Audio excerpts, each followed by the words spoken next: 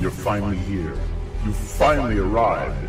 You've at last found the one place which holds the answers to the questions of the ages. You're excited. Your heart palpitates. Is it real? Can it be true?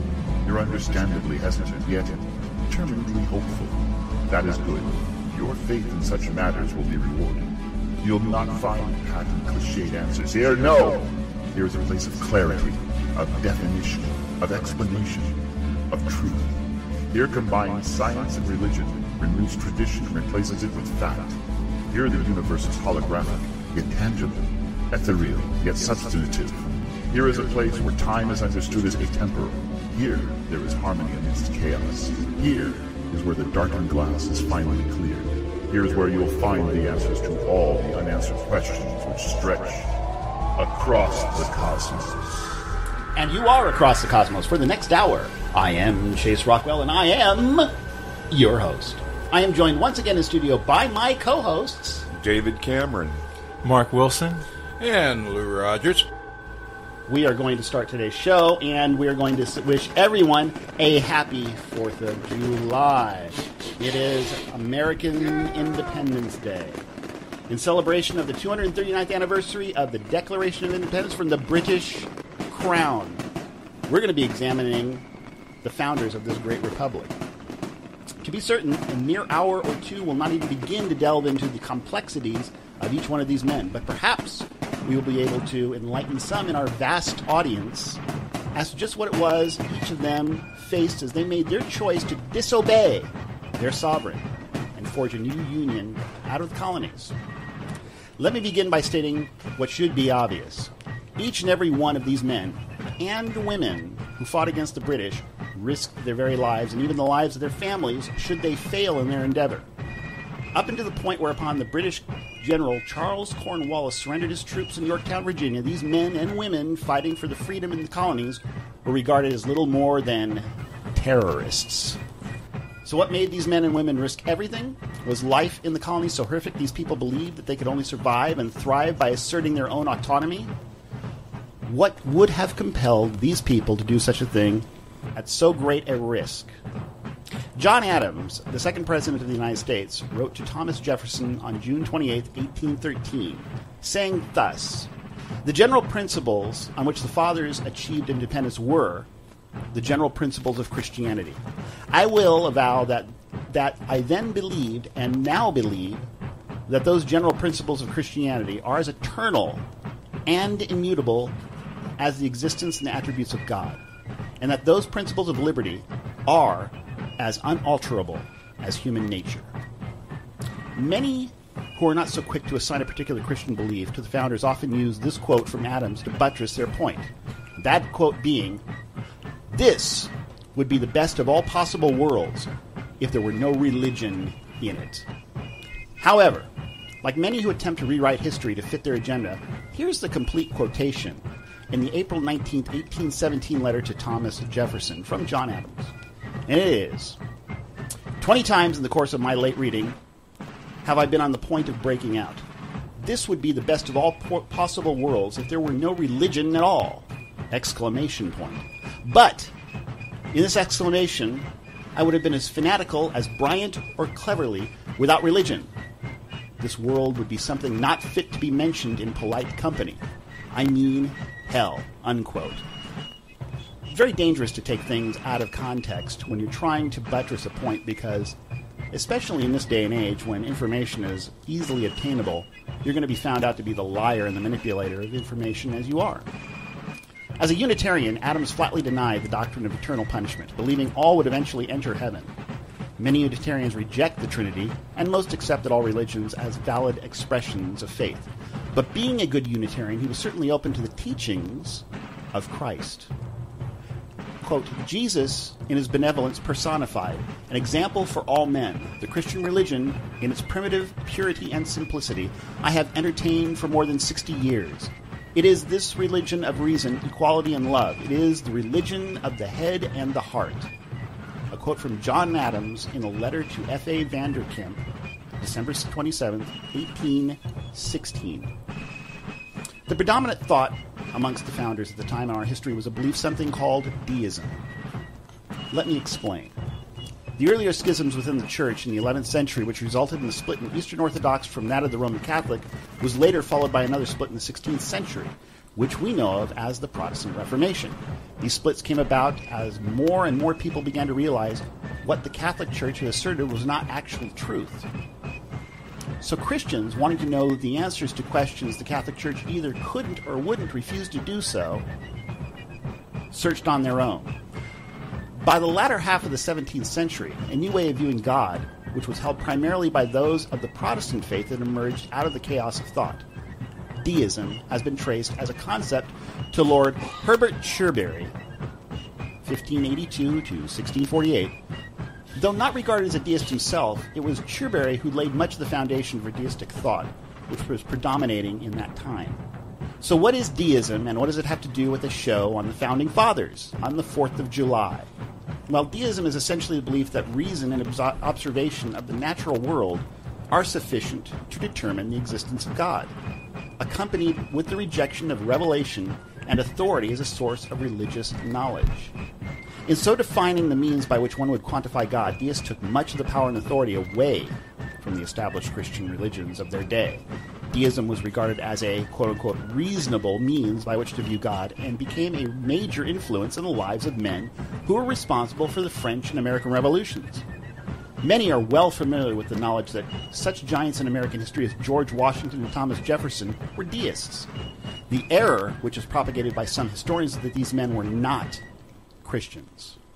There is today a popular misconception the forefathers of our republic were not Christians because they claimed to be deists.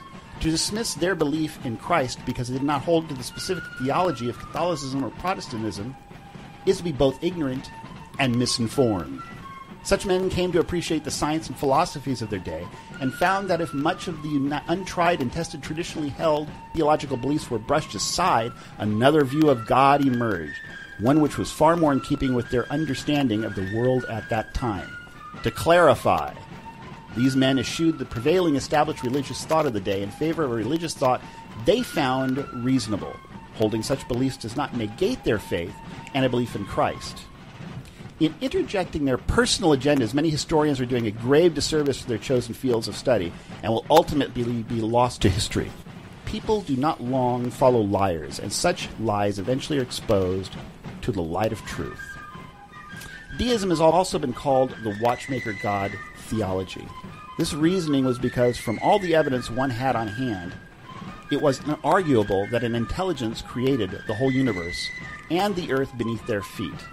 But it also seemed inarguable that this quote-unquote God had long since moved on to other more important things, but not before making certain that the natural order of the realm would continue on as designed. Thus, God created the watch, wound it, and then set it down on a table, confident that even in his absence, the watch would continue on as he had designed it to do. Cherbury's views were published in his seminal work in 1624. In his book, he outlines 5 common notions which govern deistic thought. 1. There is a supreme God. 2. This sovereign deity ought to be worshipped. 3. The connection of virtue and piety is and always has been held to be the most important part of religious practice. 4. The minds of men have always been filled with horror for their wickedness. Their vices and crimes have been made obvious to them. They must be expiated by repentance. 5. There is reward and punishment after this life. This understanding of deism is, in my opinion, necessary in order to understand how the forefathers thought and what, at least in part, motivated them to risk all they had in order to secure freedom for themselves and others in the colonies. In hindsight, one can clearly see the evolution of religious thought as times dictated and men began to contemplate their role on the earth. George Washington, in his inaugural address in 1789, invoked God Almighty and ceded the fact that this God ruled the universe, giving this God credit for America's defeat over the British Empire. Though a deist, Washington's level of understanding of God certainly doesn't sound like a man who was not Christian. In fact, his writings show quite the contrary viewpoint. Now, absent a declared orthodox religious belief, are we to be regarded as illegitimate Christians? Can we only be regarded as God's people if we subscribe to an established train of thought? The forefathers of the United States didn't seem to be of one mind as to how to observe their faith, but they did all seem to be in agreement that there was but one far greater than them, who ruled over all, and that one was worthy of their reverence and respect. With that, I turn to my esteemed co-hosts for their thought on this topic. The forefathers, deism, does that negate Christianity? Do they have to be good Baptists, good Catholics, good Methodists, good Presbyterians, etc., etc., etc., to be regarded as someone who is Christian? Because what I am seeing and hearing repeatedly in the media, in our hallowed halls of academia, is that if they don't subscribe to one of these predetermined, sanctioned religions, that they do not believe in God. Well, that's awful wishful thinking on the left-hand part or the atheist part. Is it just the atheists? Well, I don't believe it's just the atheists. How many Christians within the traditional orthodoxy do you know could even define deism? Most Christians don't know their own belief, let alone. I thought you were going to say something else there. I'm tempted to, but I'm trying to be nice today. Most Christians really don't know the tenets of their own faith, let alone the deistic beliefs at the time or any other faiths. They don't bother to study their own faith. Why would they bother to study somebody else's faith? All right, but when we're studying the forefathers and when we're essentially saying, and I'm hearing this constantly, it's just a drumbeat. The forefathers weren't Christian. They didn't set this up as a Christian nation. When you read the well, yeah, that isn't partially correct. They did not come in and say this is a Christian nation. They did not want a state-run religion that they had just left. Exactly. And see, that's the part that is always left out. Britain at that time of the Revolutionary War was, of course, served by King George. The king was the head of the Anglican Church and had been since Henry VIII. So when you were talking about your sovereign, you're also talking about a particular religion. And prior to Henry VIII, of course, it was the Vatican. You were still under some sort of a theistic rule. And they wanted to set up something that kind of left the theistic rule out there. And so, for some reason or another, when we get into academia today, we see that, or it's translated that, well, these guys were all godless atheists, and they did that by design. What, because they didn't want to be ruled by a theocracy? See, that's where I get, I guess, confused, but not really, because I understand that there's an agenda. You call them forefathers. Well, they are forefathers. They are the country's forefathers. But that would say that there's fathers today. Theoretically, you have leaders. No, it doesn't work that way. You can call them founding fathers. That'd be a better term, because they founded what we now live upon. But can I take a little step sideways as we address this issue, because it'll bring it together to a better focus of understanding, and that is, let's introduce for a moment the Freemasons. Okay. Now, why would Freemasonry be conducive to the origins of America? Why was it so powerfully inculcated into the creation of our system? And there's a good reason for that, because you hit on it in your commentary a few minutes ago. Most people get the idea that Freemasonry is kind of like this occultish, weird type of a group. Yet George Washington, they were all Masons, was a Freemason. As a matter of fact, he accepted. The majority were. He wore his Masonic apron during his acceptance. Most people don't realize that. And the reason why so many were Masons is you got to think of networking today. We use the internet. We used to use the phone. Transportation allowed us to gather together into groups. But what the networking, the most powerful networking system at that time was two. You had the church, and you had Freemasonry.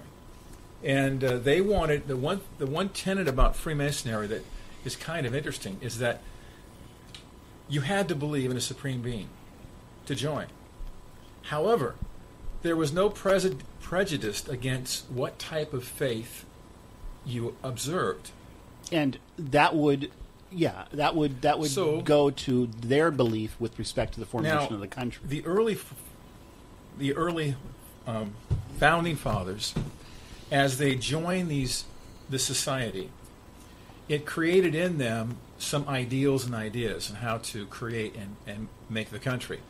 But one tenet that stood out, as you mentioned, deism, was they believed very firmly that a citizen of this new country should have the right to worship God as they choose. Exactly. Now, today we would, all clap at that. However, No, we we have wouldn't. No, we wouldn't. Listen carefully. We do. We all clap at that. However, but then we say things like, "Well, I can worship Ra, the sun god. I can worship, we can be a Muslim. We can be, we can also be a devil worshiper. We can be whatever." And we have to have religious toleration. They don't understand that the Masonic cause was religious toleration within a limit. You couldn't be a worshiper of Satan and enter a Masonic lodge. They're very strict about that. So when you bring up the terms of what were our founding fathers religiously, were they Christians or not, very strongly, very positively, we can show tremendous amounts of writings. Thankfully, we still have them that show proof positive they were Christians. Sure. Now, they weren't as we would know them today, worshiping as a Baptist or whatever. No. There's a couple of writings. One's very powerful. It was depicted in a painting, First Prayer in Congress. And John Adams, who was our second president, wrote his wife, Abigail, regarding that particular moment in time in which they believed, as they were meeting together at that time for prayer, that Boston had just been bombed. Mm-hmm. Cannonade. Then they were all fearing for certain people, families, and so forth. And John said that he didn't know how it would go off when one particular minister would pray because everybody had different faiths. There was no one there with no faith. No, exactly. And that's Well, my whole point, is that they all held to, and I'll use this term loosely for this purposes, a Judeo-Christian ethic. I'm going to just jump in here with a real simple fact. We say founding fathers. Who are we referring to? We're referring to the 55 men at the Congressional Congress that signed the Declaration of Independence. Primarily, yes. Now, people like Jefferson, who did not sign it, but they had major influence in it, but they were not there to sign it. But of the 55 men that were there, it's a matter of public record that the delegates were 28 Episcopalians, 8 Presbyterians, 7 Congregational churches, which are a Protestant church, 2 Lutherans, 2 Dutch Reformed, 2 Methodists, 2 Roman Catholics, 1 unknown, and 3 deists. That was the actual religious makeup of the 55 men that were willing to put their name on a piece of paper to send to their sovereign saying, "We will resist you to death." Yeah, none of them were Anglicans. No. No one was Anglican. So the idea that they were all deists is a misnomer. Now, they're grabbing onto it. Even one of the biggest deists, which was Benjamin Franklin, called the Congress together because they couldn't decide on something, and he said, "We need to pray. How can we start a nation without a sovereign God directing us?" I guess my thought was this. Okay, we're doing the 4th of July. We're all out there barbecuing, having our hamburgers or our hot dogs, and Most of us don't even we're going think to watch about our fireworks, and we don't made. think of exactly why would a bunch of people risk everything? I mean, everything.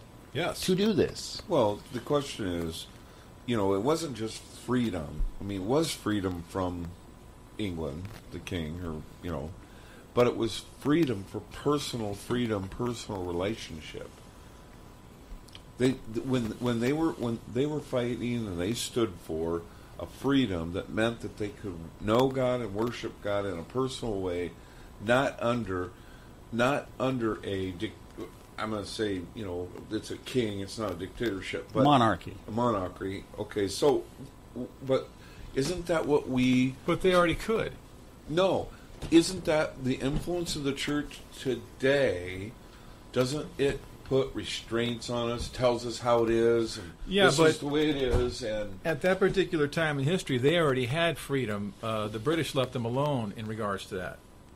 They were frustrated about taxation. They were frustrated about a number of things. Well, property ownership as well. Huge litany of items we can go into of which they were prevented from. The Crown looked at colonists as a second or third rate citizen.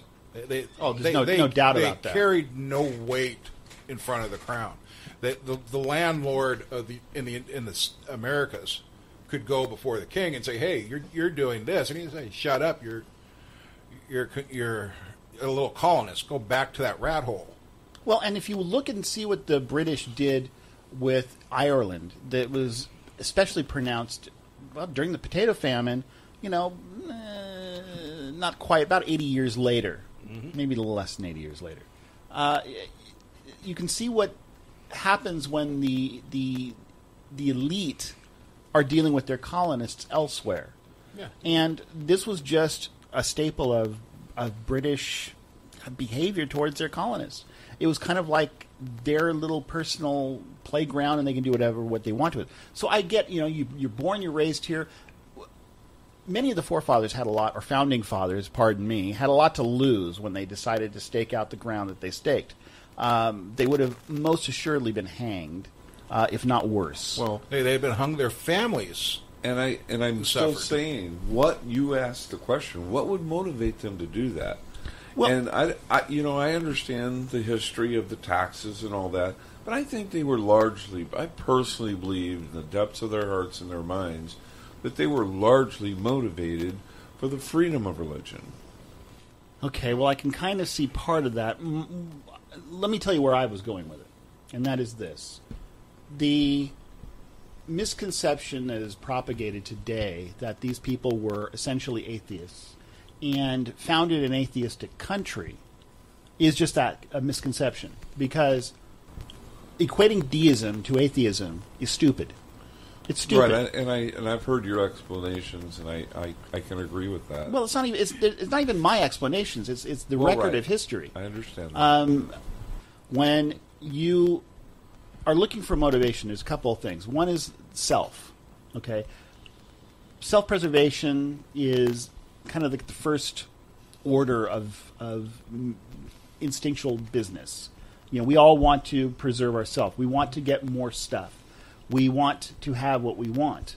So there's that. But when you're risking everything, life, limb, for what is the trade-off? Many of these people already had property to a degree, had affluence to a degree, and weren't necessarily being unduly encumbered by the British Crown. Yeah, they had to pay taxes. Yeah, they maybe weren't getting the respect that they believed they were due. You look at a guy like Franklin, though. Franklin was all over the place. Washington, same deal. There was tremendous respect shown those two men, even in Britain, especially in Britain. So what was their motivation? And their motivation was that they believed that there was a better destiny. They saw that there was freedom beyond what had thus far been conceptualized in history that could bloom and grow in the Americas. And that meant the implementation of a free government, a free governmental system. And it was worth giving. And their motivation came from the fact that they believed that they were... That's a part of freedom of religion. When you separate religion from the government, when the government or the in Britain, the government was king. Look, we have to separate freedom from the government, or religion from the government. Otherwise, we go back to a government saying, "You will believe this, right, or we kill you to death." That's what I'm saying. Maybe that wasn't what was going on. No, that is what was going on. That's exactly what was going on. But my point in that is that it's the law again. It's another form of the law. Yeah, but in this case, it was the king's law.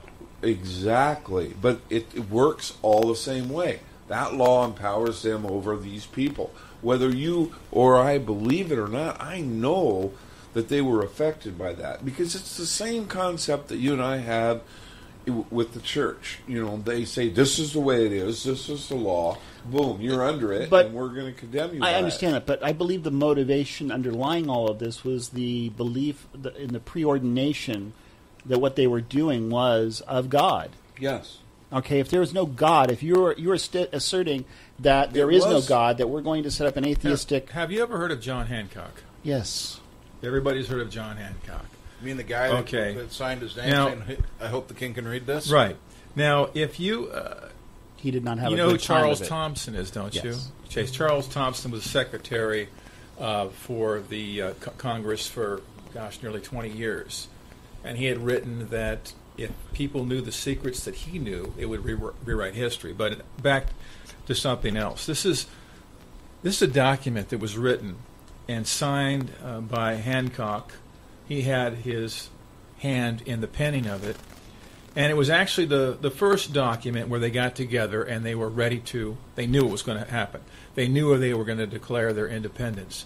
So this happened on Saturday, March 16, 1776, in Congress. Mm-hmm. Can I read it?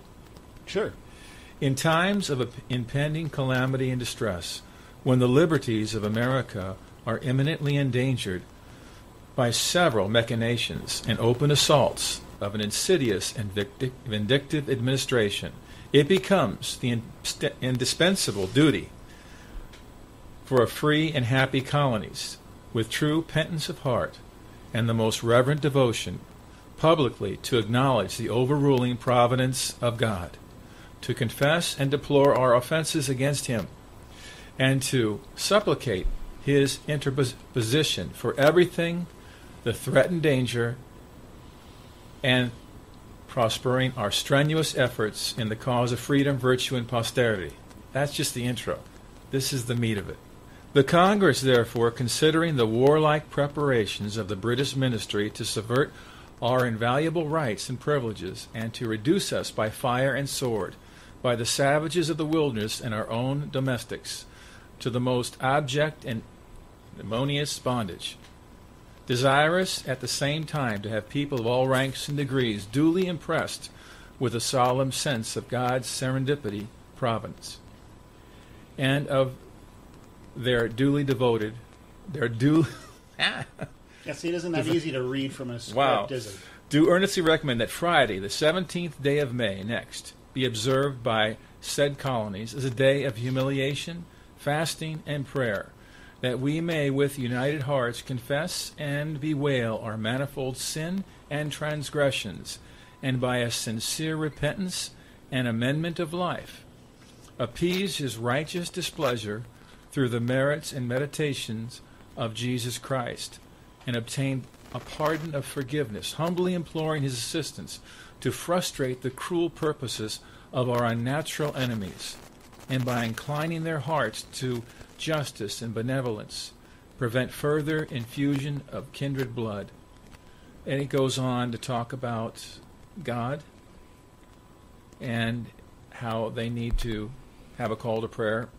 And it's recommended to Christians of all denominations to assemble for public worship and abstain from labor on that said day. By order of Congress, John Hancock, President, attested to by Charles Thompson, Secretary, and it's signed by several different people.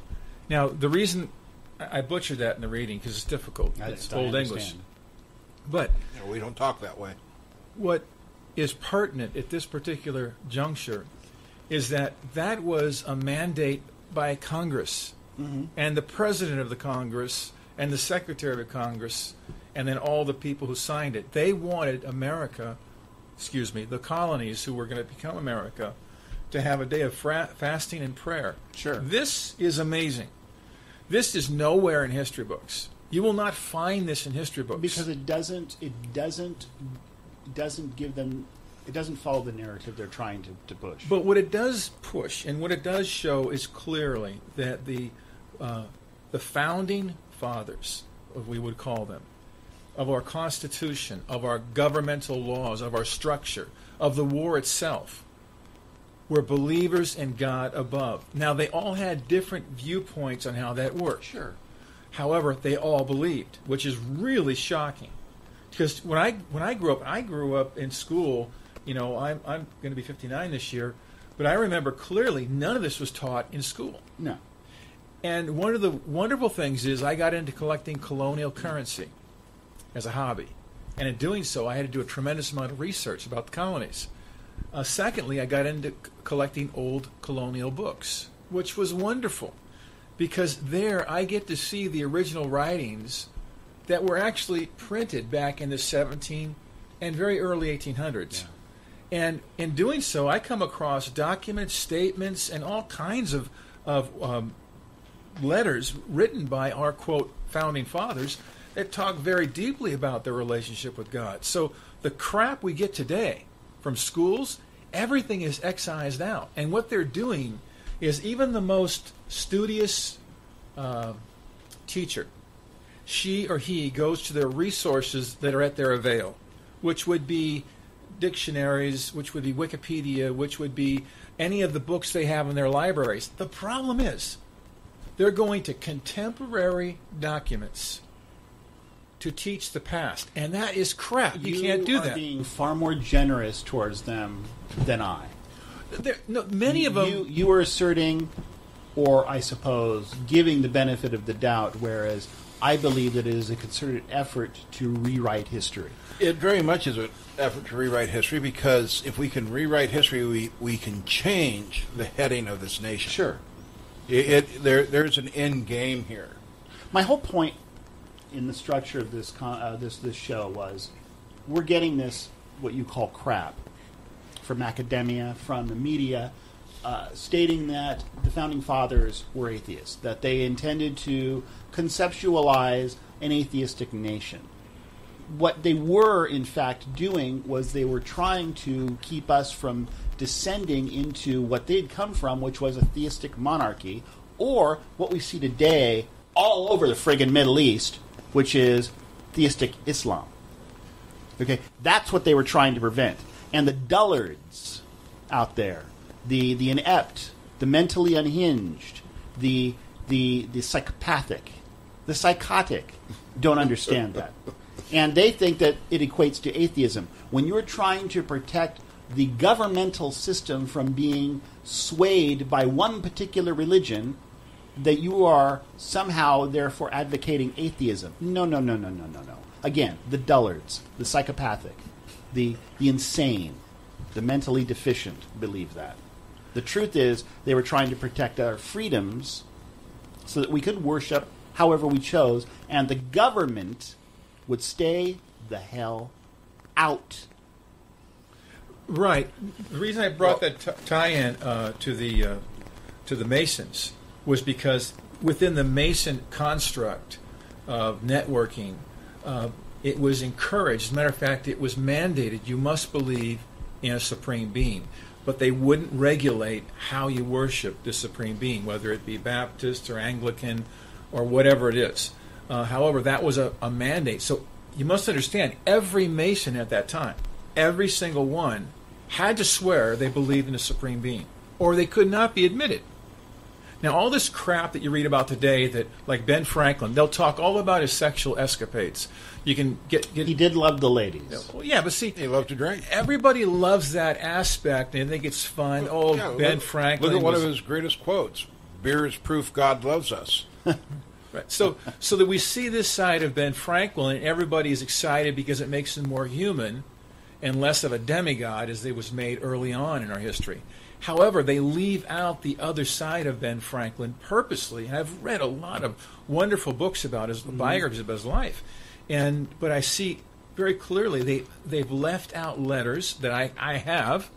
They've left out writings by others about Ben Franklin purposely to show that he was completely an atheistic man. That's not true at all. No, in fact, as he got older, he became leaning towards Christianity. Well, he believed in God. As a matter of fact, it's irrational not to believe in God for him. The problem was he wasn't a churchgoer. He believed that puts him or us rather in the same boat as him, in my opinion. Right. To say that he didn't pray, that's absolute lunacy. Well, again, like I said, the dullards, the psychopathic. I don't know where they get this crap. Well, Of course, you know where they get this. No, I crap. don't, because Okay. it's right there because for taking. you're not paying attention to what's going on politically and socially. The fact is there's a concerted effort. a select group that is trying to change this nation. They are doing everything they can, and they do that by rewriting history and teaching kids. Now let me finish. They teach the kids this. They'll say, your parents don't know crap about history. This is what really happened. And the kids grow up from high school to college. And when they come out of college, they are now convinced this is the history that actually happened, and it's a crock. What's amazing is, from my limited knowledge, it appears to me that higher learning came out of Christianity, and Very much so. But Almost now- all colleges. All colleges came from Christianity. now you look at what's being taught, though. It's you say they're trying to And do that's- this. Actually, in the academia, it appears they've done it. They're very liberal. Exactly. They're very And they're trying to bring that and all see, the way into if you the think rest of about the it, what was the reason that Christians wanted education? They wanted everybody to be able to read the Word of God, and to study, to be able to be responsible, get a job or whatever, do. And they knew that this would be a huge influence on people. No doubt. And No doubt. and what has happened is it appears to me that it's been taken over by those who don't believe. We have allowed that to happen. We have, because here's the deal. We expect that we're going to go out, we're going to learn our trades, we're going to go engage in our trade, raise our children, live our life, and hopefully better the world, or at least our surroundings, in the course of whatever it is we're doing. But the miscreants out there, they don't look at it that way. They are usurpers, they are users, they are fungus, they are parasitic. And what happens is they latch on to whatever they can that will get them the highest status with the least amount of investment. Why are they like that? Why? Yeah. Why are they Human like nature. that? I just said that. They are the dullards. They are the psychopathic. Right. They are the psychotic. Well, they are It's the human miscreants. nature. They desire control. They're no different than Okay, the so average. They're Satan, damn it! No, well- they're Satan. no, but Well, no, that's a distinct possibility. no, well, whatever. If they're anti-God, They, then what they are are they? Okay. opposers. So what does it take to be like that? What does it take? You have to. It's. You have an opinion. They have an opinion. Can, Go ahead. can I share this? Lou, you hit on something that is so dead on. One of our largest voter blocks at this particular juncture is, 18 through about 22, 23 years old. And Low information It used voter. to be they were not giving the information. Used to have to be 21 to vote. Used to have to be a property owner to vote. Well, they've changed it all. That's been many, And they've made it lower and lower and lower. Now, Yes. here's the problem you're up against. Now, More voters is not better voters. it's not. You have less informed voters. Now, you think that an 18, 19, 20, 21-year-old can be studious. They can get a 4.0 grade point average, which means that they can mimic, they can retain. Their microprocessor works, their RAM works in their mind. They can regurgitate back. They can comprehend what you teach them. So the assumption is, because they're on an intellectual level, that they can handle this. They can understand our government and how it works. And a little 18-year-old dude can walk up and say, do you know how the branches of government work? Do you know how this works? Do you know how to pass a bill? And he may know all that because he studied very hard and did really well in his course. And his mom or his dad says, gee, I don't know. I got to work tomorrow. I don't really care. So in his mind or her mind, they think they're better educated. I got to jump in here. There's been tests done. The average 18 to 25-year-old, when asked to name the three branches of government, are the president, the Senate, and the House. And they have no idea which ones the That's a reoccurring theme, Yes, even well, on late night talk shows. Jimmy Kimmel does it all the time. Conan does it. That's they not- send man on the street people, ask them basic civics. But that's questions. not that. This is not where I'm getting at. Where I'm getting at is that there's a misunderstanding of what knowledge is. We think that if we can memorize what we read, that we comprehend what's right and wrong. We can utilize that knowledge properly. That's not true. For instance, If you go through a history course, if you go through 3 years of history, but you're only shown certain documents, you can memorize those documents, you can get an A in every class, but you can fail miserably in history because you really don't have the whole story. Yeah, you haven't been given the proper information. So when kids come out of school and they're taught, I heard this all the time in the 1970s, separation of church and state, separation of church and state. Do you know where that statement came from? That statement came from a letter from Thomas Jefferson writing to a Baptist congregation saying, not to worry, the government is not going to tell you how to worship because of separation of church and state. See, now there's a position that is not taught to the person handling that particular sentence. As you pointed out earlier... With the John Adams quote, yes. The John Adams quote, where we will take a sentence out of context of a paragraph and we'll build our case on that and we'll push that to an audience. And it absolutely is teaching 180 degrees what was supposed to be taught. And what happens? We see that happen in all steps and walks of life. You can go to a church and you will find a pastor who will teach on a little passage out of the Bible taken out of context that fits their preconceived agenda. And apply it to and then you'll go across town and you'll see that same passage taught for the same exact opposite meaning by a different pastor. Okay. These people bank on the fact that you're not going to go and double check or fact check whatever they say. Even though on this show we're saying, here are the references. We're telling you that this is in fact what has been said. In your case, you've got actual letters that have been written where these things have been penned.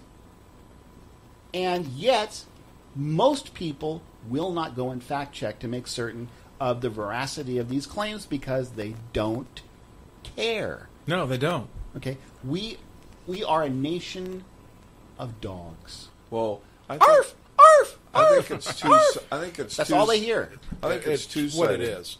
There's those that don't care, but there's also those that have been educated differently, and they know. They think they know. What is the reason? They trusted the system. The system. Like we trusted the pastors in the beginning. We trusted that, hey, the system, the pastors, the authorities, the leaders, the teachers, the preachers, they're there for a reason. They must know what they're talking about. At some point. But at some point, we began to realize that... Not at 18, 19, or 20. They're not going to come to that point. No. The older I get, it took the more I understand 25 years. The original founding fathers saying, unless you're a landowner and you're at this age, you can't vote. Because you got skin in the game now. Exactly. You have cost. You have risk invested at that point in time. And I've come to an understanding. I used to think that was the stupidest thing in the world, but I understand it now. There was an investment. You'd placed investment in it, so you had a voice. And we've taken that to, well, everyone has a voice. Well, as I said earlier, more voters does not make good voters. No, informed voters. I will argue that point voters. with you for this reason and this reason alone. It depends upon what your end game is. If your end game is to dismantle the republic as it stands, then more uninformed voters are good because you need that strength behind you to push this particular agenda. So the question really becomes one of which, why is it that we want to dismantle the republic? Because we don't. Why is it that we continue to refer to it as a democracy and not a representative constitutional republic? Two different things. Stop and say to the audience what a democracy is, so they would understand. For the gazillionth time, a democracy is mob rule. It is majority vote. So if you've got a bunch of miscreants on one side of the aisle who can't tie their shoelaces, who can't find their ass with both hands, okay, and they vote for X, then X prevails even though it may kill them. When 50.1% vote for X, that becomes law. Okay. And a republic is... And a constitutional representative republic, which is what we have, is A. Constitution is the rule book. You don't like rules? Let's play poker sometimes. High stake, I get to make up the rules as we go along. Okay? So rules do have a meaning and they have a purpose. The rules in this respect are that we have rules that govern how we're going to interact, how things are going to operate, etc. That is the Constitution that so many on the progressive liberal side believes need to be rewritten. We have rules, and their rules are there for a reason. Well, whether they're Representative means that since we all don't enjoy this mob rule sort of a situation, we vote for representatives in the districts where we live. We entrust our sentiments with that particular representative, and they go and vote in our stead in the capital. What are the weak links? The weak links are stupidity, ignorance, Money. lunatics. Weak links are also when you vote in a representative, let's say he's a senator or she, and they win their office, how long can they be senator? If you went, oops, we voted for the wrong person. Okay, now you're talking about term limits. And the initial design did not allow for term limits because the initial model assumed that we were all in this for the greater good rather than ourselves. personal There's, right. there's even more than that. We have to remember that every member of Congress, whether you were a congressman or a representative, you were there on your own dime. Yep. Initially, yes. Initially. Nobody paid you anything. No one bought you room. No one bought you board. Nothing. You went there. You paid your own way all the way through the entire meeting time of Congress until Congress adjourned. Then you could go home and go back to your business. And that was what kept it, Which is why for we the called most it part, public service. effective. Yes, yeah, because it was public service. Now it's not. No. Now you've got people. I remember when Tip O'Neill retired from House speakership, and everybody You mean was the guy- lauding and clapping the fact that he'd spent over 50 years in public service. And I thought at the time, he was never a senator. He spent his entire time in the House. The House is 2 years terms. So it was designed, the Senate was designed to be a more august body. Well, it was the original. There was supposed to construct. be more contemplative thought in the Senate chamber than in the House chamber, so that the House would conceptualize this, that, and the other thing. It would be sent to the Senate. The Senate could then figure it out, look things over, either make amendments to it, change it, or just pass it straight and send it up to the president's signature. There was more, and I hate to use this word, but there was more prestige, I suppose, if you will, in the Senate chamber than in the House. The House was designed so that the common guy, the schlub who's out plowing the North 40, could take a couple of years off, go into Washington, represent his district, come back, and then live under the laws that he just passed. Like Daniel on. Boone. Even today, if we're talking about political power, those in the House, you are Davy a Crockett. member of a large body of people. If you're a senator, you're a member of 50. 100. Each state has 2. No more. The representative states have 6, 7, 9. Well, it depends upon the depending on population, right. which is why we have the census. And the reason was they didn't want one state having control, the Now most populous state having control and run As I of the went into government. all this, we understand the mechanics of how it works. Well, some of us do. The problem is there's a misunderstanding that if you understand the mechanics, then you're able to run with it. You're able to get in the car and drive. I would make this statement, and I don't mean it to be mean or rude, but if you come out of the public school system, it's kind of like having a hand tied behind your back playing basketball. You don't have all the information when you go to vote, and you don't have all the information when you go to represent if you get into politics. So that's by design. It's by design. So the people that are coming out of high school and going into college and getting into politics or think that they are capable to vote are badly mistaken. Not just vote, but to govern. Well, there's There's this girl, and I forget what the position she held with the Obama administration, but she was all over the airwaves not too long ago when they were discussing the situation with ISIS. And her name is Marie Harf. And she gave the stupidest answer. I mean, the absolute stupidest answer I have ever heard come out of the mouth of somebody from higher academia. And that was that she said that a lot of the problem with these terrorists, specifically ISIS, are young boys who cannot find jobs. Okay? Yeah. And what we need as the United States to do is to teach them how to start their own businesses so that they aren't drawn to these terroristic cliques. Now, is this just a person or it's one of Obama's spokesmen, okay? no? Spokeswoman. Yes. No. Spokesgirl. Yes, this is what she said. And She's a representative of our No, government? No. Of our government. She represents Obama. She's not. she's a State Department spokesman. Yes, State Department. Thank you. This is a stupid. joke, right? It is not a joke. No, this is This 100% is a woman serious. who is propagating the State Department under Barack Hussein Obama, their position towards ISIS. So if she she says honestly it, thinks this. This is what the President of the United States, Barack Hussein Obama, believes as well. That we can contain ISIS by teaching them how to start a business. So, like what? They'll be like Steve Jobs, and over someplace in Afghanistan, in some cave, they're going to start a computer company. Is that because that's what I'm led to believe? I would by- have to believe They- what she's yes. referencing is people who come from the United States or Europe and join ISIS. No.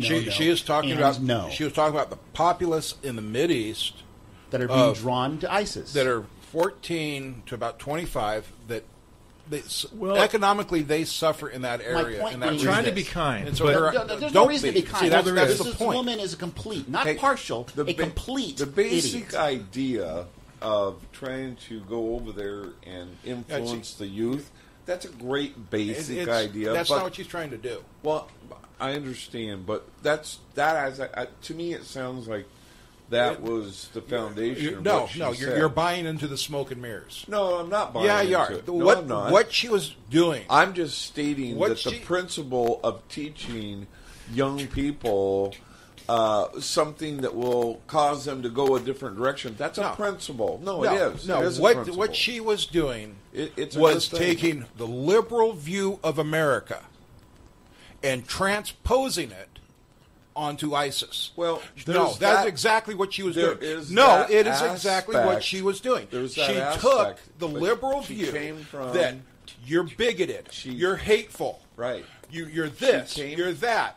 And she took that and she transposed it onto ISIS that if we can change the American people to be like us liberals, we can change ISIS to be like liberals, and we will all live happily ever after in a utopian society. the misunderstanding is that she's probably a globalist. Oh, without a doubt. Which would mean We haven't She's an had idiot.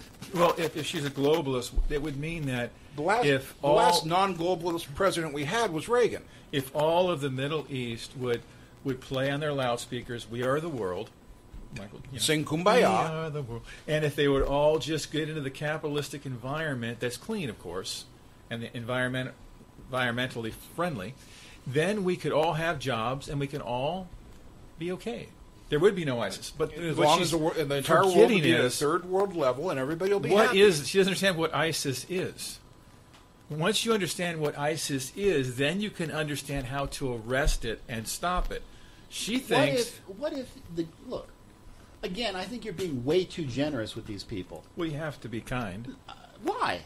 It's a part of our it's, nature. it's part of. A dullard and a moron, a miscreant, is a dullard, a moron, or a miscreant. You still treat him with respect. Christ I said, am don't- treating them with the utmost respect by calling them dullards, morons, and miscreants because that's what they are. Christ said, "Don't cast your pearls before swine." Either.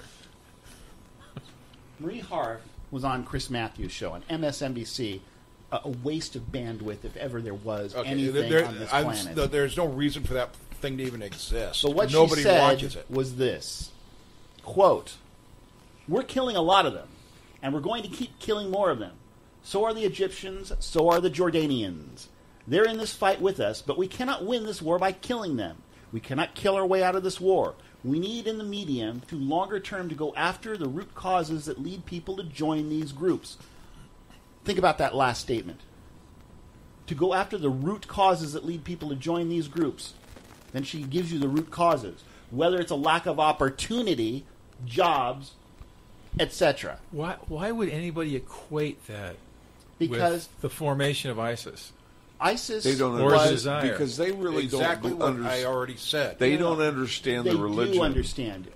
No, they Barack don't. Obama No, they don't, originally because- called ISIS because they think the they're equivalent gonna of be a safe. JV team. Now, for you sports people out there, what's a JV team? But What is a JV team? Junior varsity. Okay, JV as team opposed is a ranked to team, as opposed to Varsity. the varsity. Now, what's the varsity team? It's the A team. That's the one that everybody goes to watch. the A That's team. the That- reason that's you go the to the best football players. games That's at the high number school or one. college to be good because that's the draw. That's the the best junior players. varsity are the coming ups. the little kids that they're sitting over there in the corner, I and you think- give them a look. Now, Barack Obama called ISIS a junior varsity team. Do you know? I think the reason he would say that is because they're not a sophisticated organization yet. They're not a country. Really? And they're not sophisticated. No, they're not. just about 3 months ago, Do you have any they idea took what over they've done? 26. ISIS is easy to stop. Oh, really? Yeah, they just haven't really tried yet. And They're why not do you try- think they've not tried? I have no idea. Because I'm watching ISIS this, and it's like fulfills a very important function. the While the Yeah, bad it tears down while the Christianity. bad with a capital B Islam are over there cutting off people's heads, burning people in cages, doing all of that stuff, the good Muslims over here can get legislation passed because they're kind. Oh, they just want to wear their headscarves, at Abercrombie and Finch. They just want to wear a face covering burqa No, for I- a photo ID. So that is what's going on. I'd have to say that the only reason ISIS hasn't been stopped is because they don't want it to stop. I just the said that. boogeyman. No, what I'm saying is that it's not that hard, and I don't understand the. You're talking They about a fulfill a role No, you're for the globalist government. Now, this brings us back to what the founding fathers warned against with respect to this inculcation of religion or acceptance of a particular religion. When we're giving all of this pass to Islam, what are we doing? What are we doing?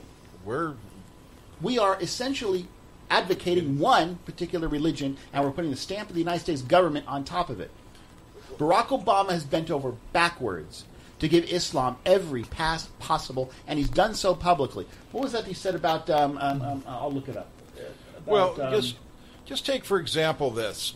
After same-sex marriages became legal in several states, they targeted Christian bakeries to make same-sex couple cakes. And when the bakery said no, there was an uproar. There's a young gentleman that went to Muslim-owned bakeries, asked for the exact same thing. When told no, he posted his YouTube videos. You know what the left said? Well, they're Muslim. It's okay. Barack Obama infamously has been quoted as saying, the future, this is the United States president, the president of the United States, the future must not belong to those who slander the prophet of Islam.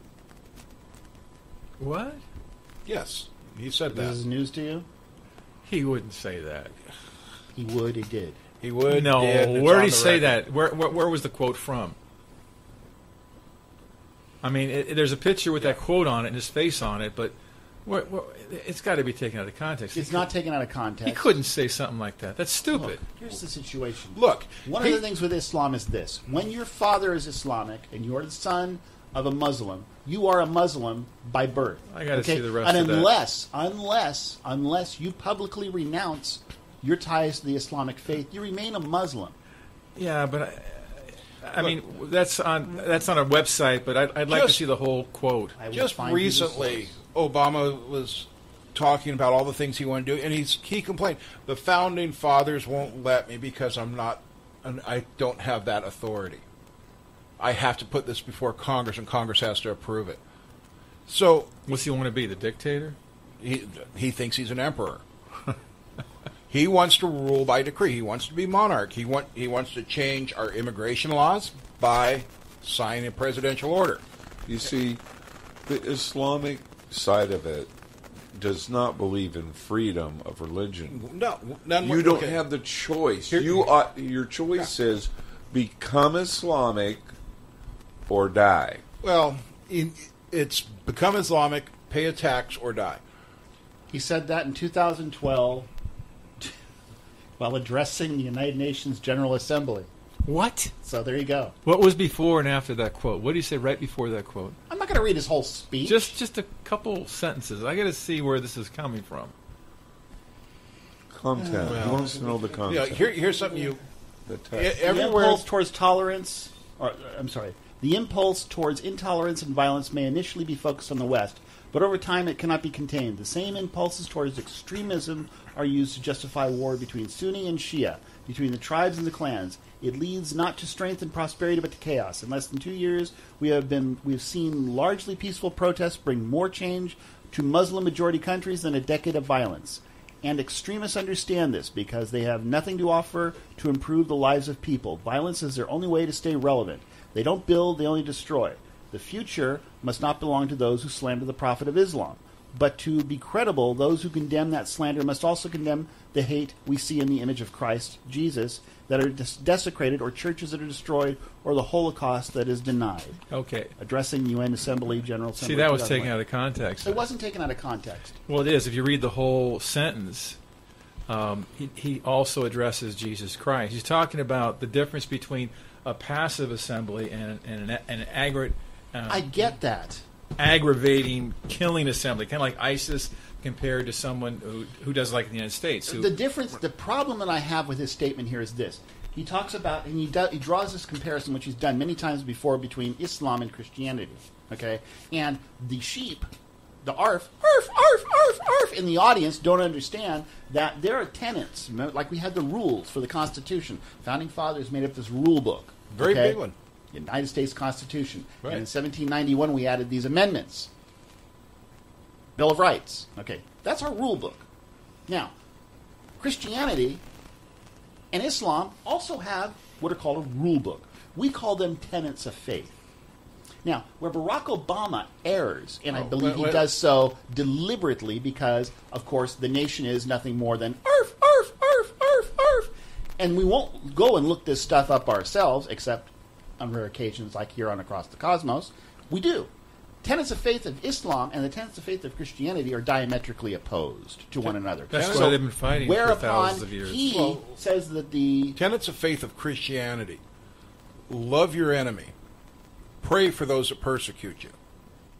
Tenet of faith of Islam: kill your enemy wherever you find him. Kill him to death. Allahu Akbar, and I'll kill you. Allahu Akbar.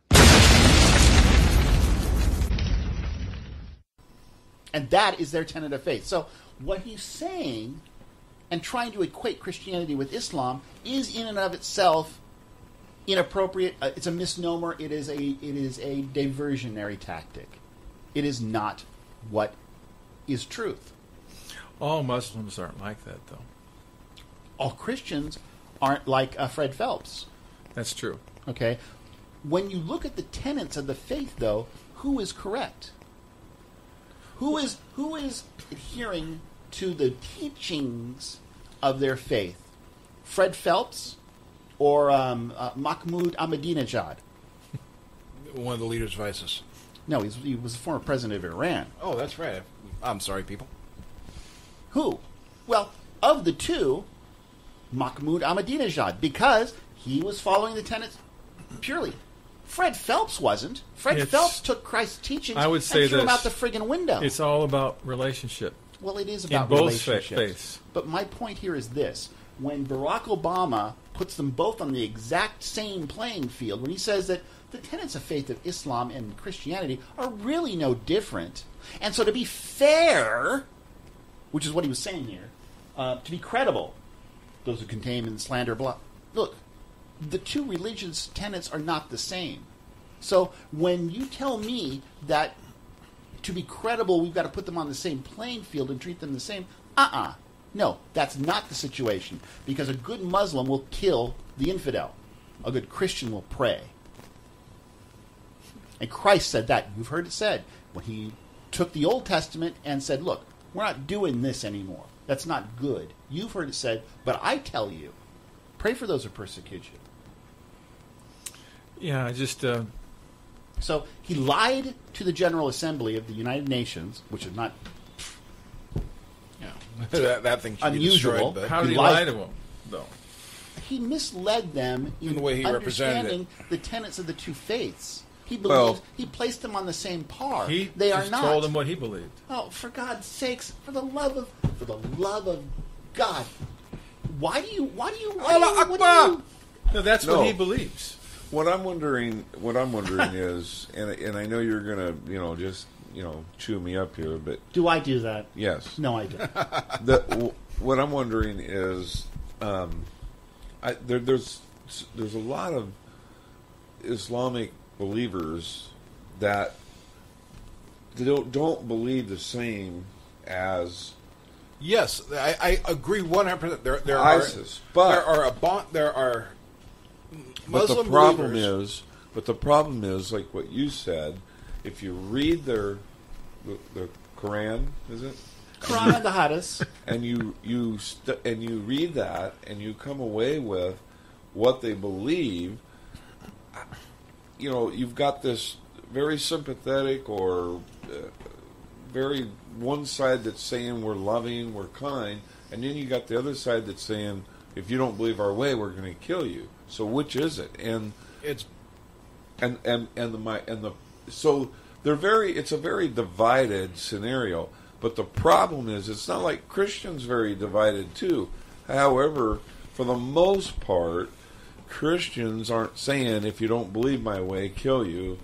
They might be saying if you don't believe my way, you're going to go to hell. there's some in Lebanon that are out there beheading Muslims and quoting scripture while they're doing it. Well, During So Obama brought they this are up. out there. but they're Obama wrong, brought and they're this up wrong. when he was trying to essentially give a pass to ISIS when he talked about the Christian faith and the Crusades.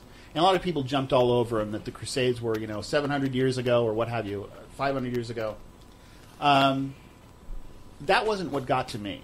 What got to me was that Obama didn't recognize the fact that the Crusades, and even later on the Inquisition, were employing the Old Testament. They were not employing teachings of the gospel. Right. Okay, so that was not raised by anybody, even the good Christians, the leaders within the Christian community. Why? Because they adopt wholesale the Old Testament as well. Well, right. They take Christ's teachings, stick it on a little shelf over here in the corner, dust them off occasionally, but they really venerate and worship the Mosaic God. And that's where we've come to realize that the Old Covenant God is still being worshipped in the church. So at best, you're saying that Barack Obama only doing what he knows. At best, I could give you this, that because of where contemporary orthodoxy is today with respect to who they worship, Obama is he believes correct in making an apt comparison because there really is very little difference, except that in Judaism, they don't obey all of their commands, and in Islam, you are supposed to, or they will kill you to death. Okay? There you go. But Christianity, completely different concept to be altogether. Christ-like. So if you want to invoke Moses in this statement to the General Assembly of the UN, I'm fine with that. You can put ISIS and Judaism or Islam and Judaism on the same plane because they are essentially the same in their rules. Now, they don't adhere to them the same way, but that's different. Years ago, there was this big backlash. There was this particular courthouse that removed the Ten Commandments. Yeah. Forget where it was. I think it was Georgia, but don't. But I remember churches were all up at arms saying about how it's the end of the world. And, now as I've grown older and I understand my father's heart better, I kind of laugh at that because they should have been removed. Because you're removing the old covenant law. Right. And that's not something that should be nailed up in the courthouse because that does not represent who our Father is. No, but that is how we have been taught to have a relationship with our Father. Through the law, right. And so I can understand their reticence to remove something like that. But again, we're going back to the Founding Fathers, this situation with a sitting president, he said this in 2012, he'd already been in office for 4 years. Yeah. Asserting this position of Islam before the General Assembly of the United Nations as a representative of the United States. This is what the Founding Fathers were trying to get us away from. Well, he's positioning himself and positioning the United States towards a one-world government. I He's get that. trying to facilitate that.